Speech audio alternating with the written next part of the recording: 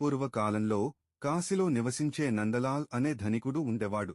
అతను అధికమమన సంపదతో గర్వంగా ఉండేవాడు. కాని అతను ఎవరికీ దానం చేసేవాడు కాదు. ఒకరోజు అతను తిరుమల దర్శనానికి తిరుమల చేరుకున్న అతడు తిరుమల కొండల పక్కన ఉన్న శివాలయానికి వెళ్తాడు. శివుడా అతనిని పరీక్షించాలని నిర్ణయించుకుంటాడు. శివుడు ఎప్పటికప్పుడు అతనిని పరీక్షించేందుకు తిరుమల కొండల నుండి కాలినడకన వెళ్తున్న అతనికి అనేక కష్టాలను కలిగిస్తాడు. చివరకు నందలాల్ అనే ధనికుడు తన గర్వాన్ని విడిచిపెట్టి అతను శివుడిని కష్టాల నుండి విముక్తి చేయమని ప్రధేయపడుతాడు. చివరకు బొడశంకరుడు కరుణించి అతనికి దర్శనమిస్తాడు. అప్పుడు అతను నిజమైన సంతోషాన్ని పొంది తిరుమల స్వామిని దర్శించుకుంటాడు. అందుకే కష్టాలకు భయపడకుండా శివయ్యను స్మరిస్తే మన కష్టాల నుంచి విముక్తిని ప్రసాదిస్తాడు. మనందరికీ శివయ్య అనుగ్రహం ఉండాలని కోరుకుంటూ ఓం నమః శివాయ శివాయే నమః.